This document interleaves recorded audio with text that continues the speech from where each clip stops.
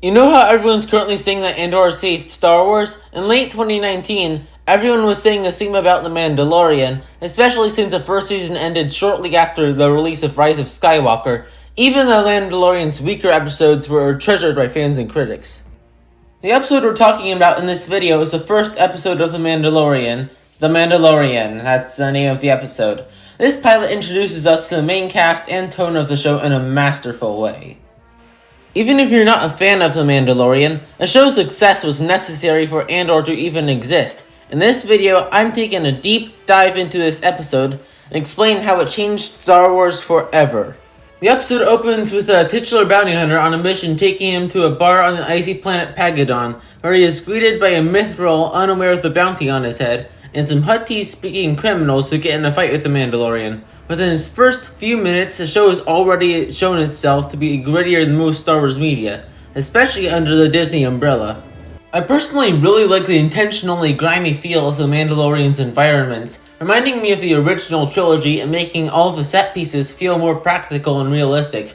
I understand that we're in the age where most blockbusters need tons of CGI to be successful, but I kinda miss the days where practical effects were more commonplace. While Andor probably had more, The Mandalorian is still chock full of details that often get taken for granted. Like how you see whatever that creature was that Jabba the Hutt kept at his side in Return of the Jedi being roasted on a spit. But unironically, it's cool to see new planets created for the show, and the show's creators are expanding the Star Wars galaxy.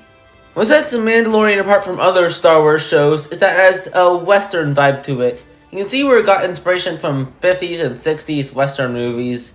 With an anti-hero fighting criminals with revolvers and meeting other friends and foes along the way, you can see where the show got its ideas from. When we hear of a bounty without a puck, we wonder what the Mandalorian's next target could be. Of course, today we know this target was Grogu, aka Baby Yoda, but at the time, nobody could guess that this half-century-old infant could be everywhere at your local Walmart. The fact that we don't see the target just yet creates a sense of mystery to think of what Mando is really after. When Mando reaches the location of the bounty, he encounters bounty droid IG-11. The episode had previously told us why he hates droids, so it's understandable for the two to be best frenemies.